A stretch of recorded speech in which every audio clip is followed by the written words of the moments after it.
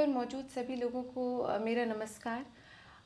आप लोग जो मेरे शपथ समारोह और मेरा भाषण सुनने यहाँ पर आए हैं, उन सभी को जय मणिकर्णिका। मैं समझ नहीं पा रही हूँ कि लोग ये क्यों कह रहे हैं कि इंडिया जीत गई, इंडिया जीत गई। इंडिया गठबंधन को तो हमने 4 जून को हरा दिया था, और ये जो राहुल है यही जिम्मेदार है इस बार इंडिया की जीत का। इसके सर पे जीत का सेहरा लेकिन आप लोग क्यों पहना रहे हैं? इसकी तो शादी भी नहीं हुई है, ये क्या करेगा सेहरे का? खैर, मुझे उन सब से क्या, मैं तो बस मोदी जी से ये आग्रह करना चाहूँगी कि ये जो लोग भी इंडिया गठबंधन की जीत का जश्न मना रहे हैं, इन सब के ऊपर एफआईआर होनी चाहिए, इन सब के ऊपर मोदी जी कार्रवाई करें। खैर, मैं अपना जो ओथ है वो शुरू करती हूँ। देखिए, जब मैं मुंबई आई थी तो मैं एक स्टार थी, बाकी लोग गैंगस्टर थे। वो लम्हे जब भी मैं आज याद करती हूँ तो मेरा दिल ज़ोरों ज़ोरों से शाका लाका बूम बूम करके धड़कने लगता है।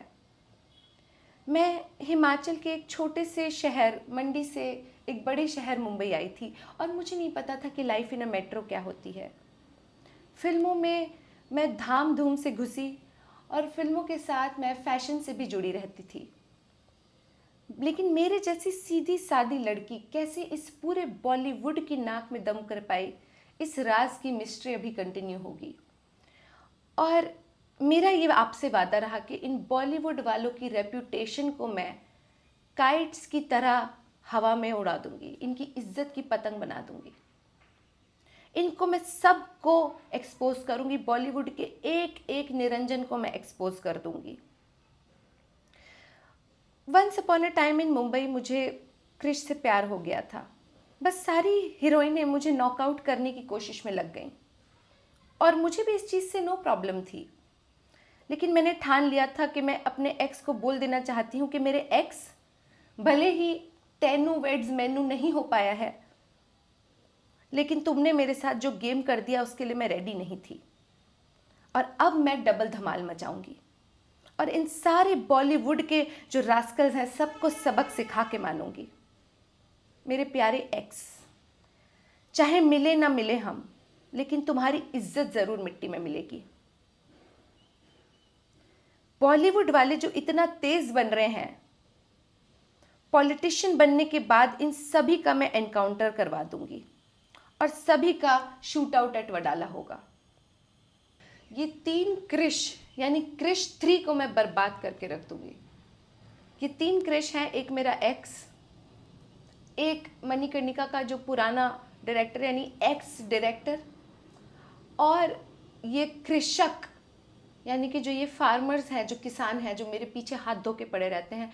मैं इनके पीछे हाथ धो के पड़ जाऊंगी, क्योंकि ये कहीं के राजा होंगे, लेकिन मैं भी रज्जो हूँ, मैं क्वीन हूँ। मैं रिवॉल्वर रानी बन के इन सब के पीछे पड़ जाऊंगी। और अगर इन्होंने मुझे थोड़ी सी भी उंगली की तो अब इनसे, क्योंकि मेरी कट्टी बट्टी हो चुकी है, सबको मालगाड़ी में भर के मैं रंगून भेज दूंगी। और ये एंटी नेशनल्स मेरे हिसाब से तो इंडिया में रहने के भी लायक नहीं है। मणिकर्णिका हूँ मैं, द क्वीन ऑफ झांसी। इन्हें तो सुबह शाम मेरा सिमरन करना चाहिए, लेकिन ये लोग उल्टे मुझसे पंगा लेते रहते हैं, और हर बात पे मुझे कहते हैं कि जजमेंटल है क्या। मैं इतनी धाकड़ हूँ कि इन्हें तो मेरे थलेवे चाटने चाहिए, और इतनी तेजस हूँ कि बॉलीवुड के जितने भी शराबी देवदास मुझे पारो तो छोड़ो चंद्रमुखी भी नहीं समझते, चंद्रमुखी 2 समझते हैं। उनसे अब कहना चाहती हूँ कि बहुत हो गया। अब मेरी पॉलिटिक्स में मेरा इमरजेंस हो चुका है, और मैं बॉलीवुड में भी अब इमरजेंसी लाकर ही मानूंगी। जय मणिकर्णिका।